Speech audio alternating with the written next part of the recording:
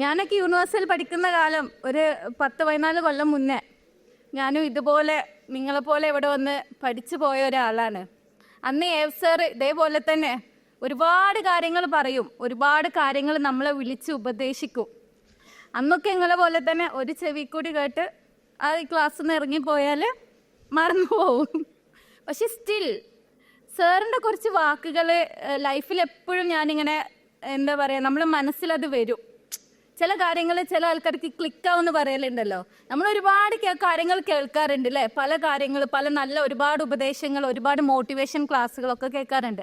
പക്ഷെ ചില കാര്യങ്ങൾ നമുക്ക് ക്ലിക്കാവും. അപ്പോൾ എഫ് സാർ ഇങ്ങനെ പറയുമ്പോൾ എഫ് സാർ എന്നും പറയുന്നൊരു കാര്യമുണ്ട്, അല്ലെങ്കിൽ എപ്പോഴും നമ്മളോട് ഇങ്ങനെ അന്ന് സംസാരിക്കണം. അത് ഈ ഒരു 10-14 വർഷം മുന്നാണ് നിങ്ങൾ ആലോചിക്കണം.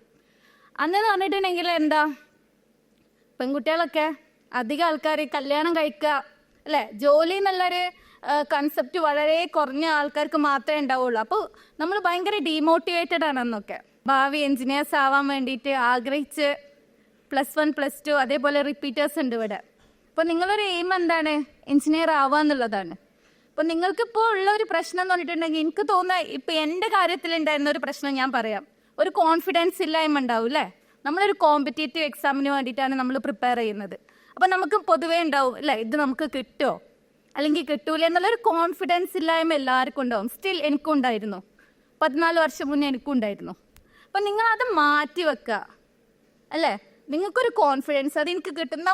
നമ്മൾ ചെയ്യുന്ന കാര്യം വളരെ കൃത്യമായി വളരെ കോൺഫിഡൻറ്റോടെ നമ്മൾ ചെയ്യുകയാണെങ്കിൽ നമുക്കത് കിട്ടും. നിങ്ങൾ എന്ത് എക്സാം എഴുതാൻ പോവുകയാണെങ്കിൽ, ഏത് കോമ്പറ്റേറ്റീവ് എക്സാം എഴുതാൻ പോവുകയാണെങ്കിലും നിങ്ങൾക്ക് അതൊരു കോൺഫിഡൻസ് വേണം. എനിക്കത് കിട്ടും, മനസ്സിലായില്ലേ?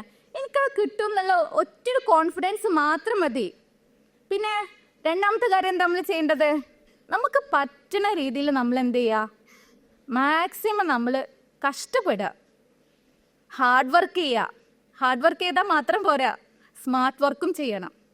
ഒരു സീറ്റല്ലേ കിട്ടേണ്ടതുള്ളൂ, ഒരു സീറ്റല്ലേ നിങ്ങൾക്കുള്ളൂ. എത്ര ലക്ഷം സീറ്റ് ഉണ്ട്, അല്ല ഒരു സീറ്റല്ലേ വേണ്ടിയുള്ളൂ. ഇപ്പം എനിക്ക് NIT കാലിക്കറ്റ് പോയാൽ മതി, ആ ഒരു ചിന്തയിൽ, അല്ലെങ്കിൽ എനിക്ക് IIT പോയാൽ മതി, എനിക്ക് ആ കോളേജ് പഠിച്ചാൽ മതി, അങ്ങനെ നിങ്ങൾ ചിന്തിക്കുക, അതുപോലെ പഠിക്കുക. ഒരുപാട് ഓപ്പർച്യൂണിറ്റീസ് ഉണ്ട് എൻജിനീയേഴ്സിന്.